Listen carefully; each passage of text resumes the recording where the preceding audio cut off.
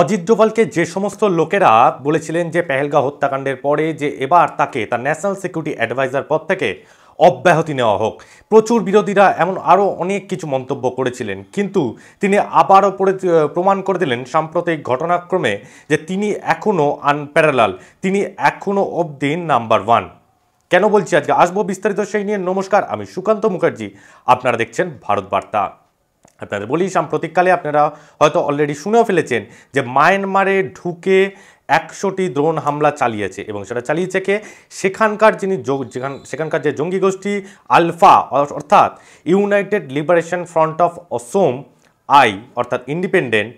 এই সংগঠনটি দোষ দিচ্ছে সরাসরি যে ভারতীয় আর্মি নাকি সেখানে গিয়ে ড্রোন হামলা চালিয়েছে, যদিও ভারতীয় আর্মিরা সরাসরি সেটাকে ডিনাই করেছে, বলেছে না, আমাদের কাছে এমন কোনো খবর নেই। তো তাহলে এবারে আসি এই আলফার কথাতে। এই আলফা কিন্তু বহুদিন আগেই ভারতবর্ষে আগে অপারেট করত, এই ইউনাইটেড লিবারেশন ফ্রন্ট অফ অসম। পরবর্তীকালে তাদেরকে খোলা হুমকি দেয় ভারত সরকারের তরফ থেকে, বলে যে তোমরা যদি সত্যিকারের অসমের ডেভেলপমেন্ট চাও, তাহলে তোমরা অসমের সাথে ইলেকশন লড়ো, অসমের গ্রাম পঞ্চায়েত লড়ো, অসমের মিউনিসিপ্যালিটি ইলেকশন লড়ো, কর্পোরেশন লড়ো, বিধানসভা লড়ো, সব কিছুতে ওয়েলকাম আছে তোমাদের। কিন্তু তোমরা যদি চাও যে অসমকে আলাদা করে দিয়ে একটি আলাদা দেশ তৈরি করবে, তো তাহলে কিন্তু তোমাদের কপালে দুঃখ আছে। এমন যখন খোলা হুমকি দেওয়া হয়, ঠিক তখনই কিন্তু এই 80% এই আলফার যে ইউনাইটেড লিবারেশন ফ্রন্ট অফ অসম, তারা জঙ্গি গোষ্ঠী এই আসাম থেকে সরে গিয়ে তারা মায়ানমারে একটি জঙ্গলে গিয়ে লুকায়, এবং 20% সারেন্ডার করে দিয়ে তারা কিন্তু প্রায় এই আসামের মূল জনগোষ্ঠীর সাথে মিশে যায়, এবং মিশে যাওয়ার পর বাকি যারা চলে যায় তারা কিন্তু হয়ে যায় United liberation front Assam independent I বলে তারা একটা কথা যুক্ত করে দিয়ে তারা একটি নতুন জঙ্গি গোষ্ঠী তৈরি করে। এই জঙ্গি গোষ্ঠীর পরেও পরবর্তীকালে ভারতবর্ষ কিন্তু এই হেমন্ত বিশ্ব শর্মা মুখ্যমন্ত্রী হয়ে আসার পরে অসমের যে স্টেটের যে পুলিশ ফোর্স আছে তারা এবং কেন্দ্রীয় বাহিনীরা মিলে ব্যাপক অভিযান চালায় গোটা আসাম জুড়ে, এবং সেই আসাম জুড়ে চালানোর ফলে আসামের জঙ্গিগুলোকে সরাসরি মাথায় গুলি করে তাদের বডি ওখানেই ফেলে রাখা হতো 2-3 দিন ধরে, ইচ্ছাকৃত, যাতে অন্যান্য জঙ্গিরা দেখে তারা বুঝে যায় যে তাদের অবস্থাও এই রকম হতে চলেছে। যখন এরকম পরিস্থিতি চলছে, তার মাঝেও কিন্তু এবার আস্তে আস্তে করে একটা গোটা শ্রেণী কিন্তু সারেন্ডার করে ফেলে আসামে, এবং তারা কিন্তু বর্তমানে এখন আসাম মূল জনগোষ্ঠীর সাথে মিশে গিয়ে তারা এখন ভালোভাবে আসামের ডেভেলপমেন্টের জন্য, আসামকে যাতে আরও টাকা কেন্দ্র থেকে যাতে অ্যালটমেন্ট করে, সেই জন্য এই সমস্ত দাবি নিয়ে, যেগুলো একটি রাজনৈতিক দল অন্যান্য রাজ্যে করে থাকে, সেই সমস্ত দাবি নিয়ে তারা এখন করছে।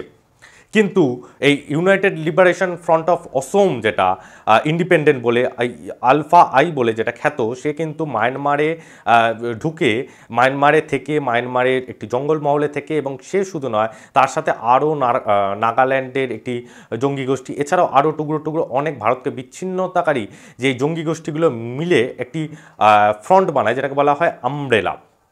এই আমব্রেলার মাধ্যমে তারা একটা জঙ্গি গোষ্ঠীর সাথে আরেকটা জঙ্গি গোষ্ঠী কানেক্টেড থাকে, এবং কোনো হামলা চালাতে গেলে তারা ভারতবর্ষে ঢোকে, সেই মায়ানমারের জঙ্গলপথ দিয়ে ঢুকে তারা অ্যাটাক করে, এবং অ্যাটাক করার পর বেরিয়ে যায়।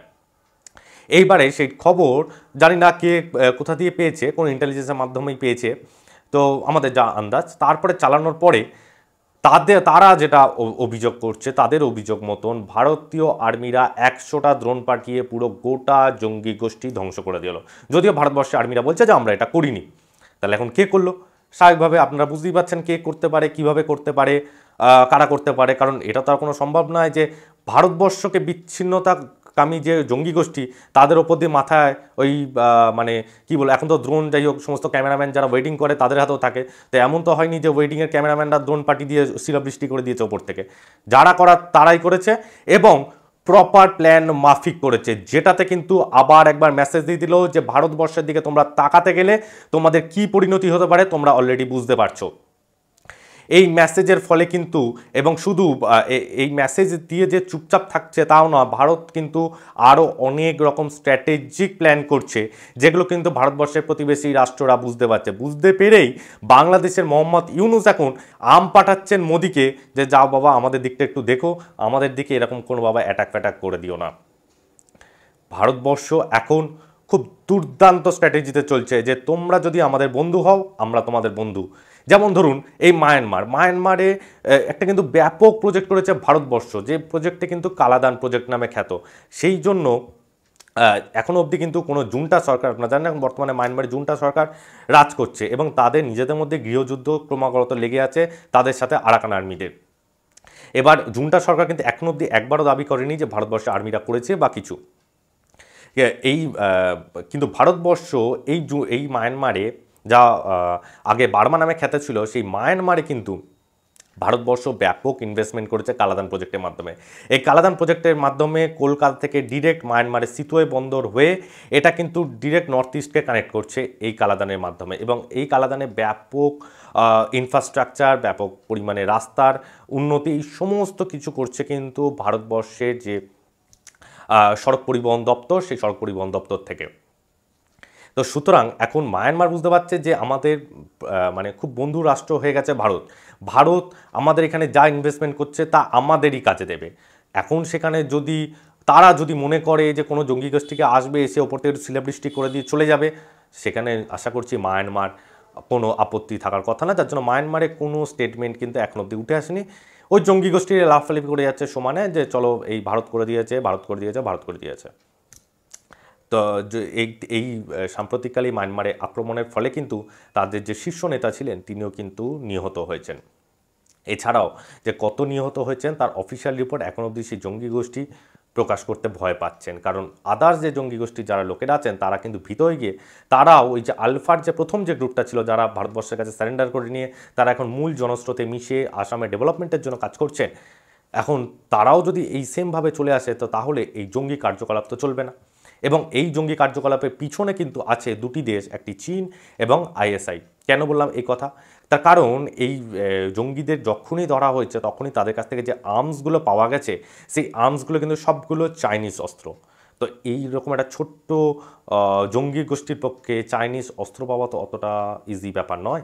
এটা নিশ্চয়ই চাইনিজরাই দিয়েছে, এবং তারা যখন ভারতের টুকটাক অশান্তি পাকানোর চেষ্টা করতো তার ইন্টেলিজেন্ট কিন্তু অবশ্যই আইএসআই থেকেই দিয়েছে, এটা আমরা খুব নিশ্চিতভাবে ধরে নিতে পারি। কিন্তু এখন এইটা হয়ে যাওয়ার ফলে তারা তাদের যে শাখা সংগঠনগুলো আছে এবং তাছাড়াও এই আমব্রেলার আওতায় যে সমস্ত আরও ছোট ছোট জঙ্গি গোষ্ঠীগুলো আছে তারা কিন্তু বুঝে গেছে যে ভারতবর্ষ এখন মারাত্মক পরিমাণে অ্যাগ্রেসিভ মুডে আছে। তার যতই ন্যাশনাল সিকিউরিটি অ্যাডভাইজারের যতই বয়স হোক না কেন, সে যদি মনে করে যে কোথাও গিয়ে কোনো অপারেশন করবে, তা আগেও যেমন সাকসেস রেট 100% ছিল, এখনও কিন্তু তার সাকসেস রেট 100% রয়ে গেছে। সেই জন্যই এখন মোহাম্মদ ইউনূস কিন্তু আমের ঝুড়ি পাঠাচ্ছেন মোদিকে। যাই হোক, এগুলো তো ঘটে চলেছে নিরন্তর, এছাড়াও আরও অনেক কিছু ঘটে চলেছে আমাদের ভারতবর্ষের এবং প্রতিবেশী রাষ্ট্রগুলোর মধ্যে, যেগুলো আমরা ক্রমাগত নজর রাখছি সেদিকে। আপনারাও দেখতে থাকুন ভারত বার্তা।